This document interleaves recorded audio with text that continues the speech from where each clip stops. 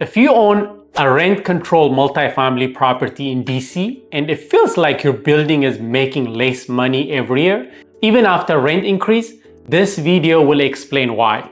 And more importantly, I will show you the exact number serious owners use to prove it before the city does. It feels like you're working harder, but your property is making less money. That feeling usually shows up quietly. Not a crisis, but a frustration. You raise rents, your expenses go up anyway. Your cash flow doesn't improve. And at some point, you start wondering whether this is just how it is now. The truth is, it isn't. What's happening to most DC multi-unit owners in 2025 is not random. It's mathematical. The math starts with rent control. The Rental Housing Commission has set the 2025 limits. For most rent-controlled units, the maximum increase is 4.8%. For elderly or disabled tenants, it is 2.5%. Those numbers sound reasonable until you compare them to what actually happening to expenses. Water bills are up, property taxes rose with assessment, insurance premiums jumped dramatically.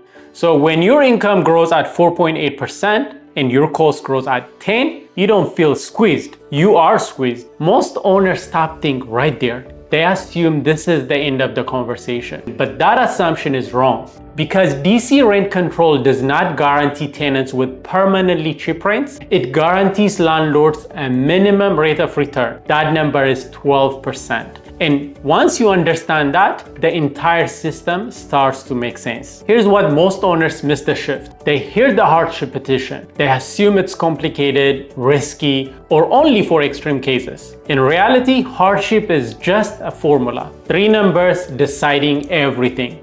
First, it's net income, the maximum legal rent minus allowable operating expenses. Second is equity, the assessed value minus all the loans. Third is rate of return, net income divided by equity. If that number is below 12%, the law says the rent cap no longer applies. That's not optional, that's not opinion.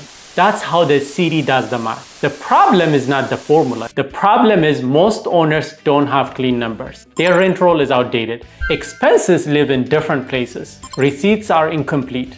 So they feel like they're losing money, but they cannot prove it. And if you can't prove it, nothing changes. This is where tools stop being optional and start being essential. Every professional operator in DC uses the same basic foundation: a clean rent roll, an expense sheet that mirrors Schedule E, and a simple rate of return calculator. Once those are in place, clarity replaces frustration. You can see whether hardship makes sense. You can see what income is being suppressed.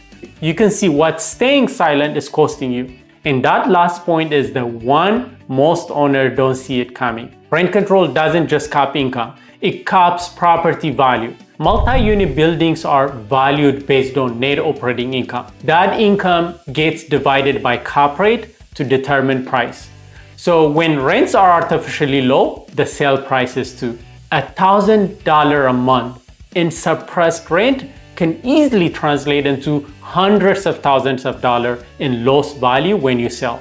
Same building, same block, different outcome based entirely on preparation. This is why smart owners don't rush to file. They organize first. They build the rent roll. They clean the expense data. They run the math privately. Only then do they decide what action makes sense. That approach reduces risk, protects value, and restores control. If you're a DC multifamily owner and this resonates, you don't need a pitch. You need better tools and better context. That's why I make my Excel rent roll template, expense trackers, and DC specific resource available for free inside my Facebook group.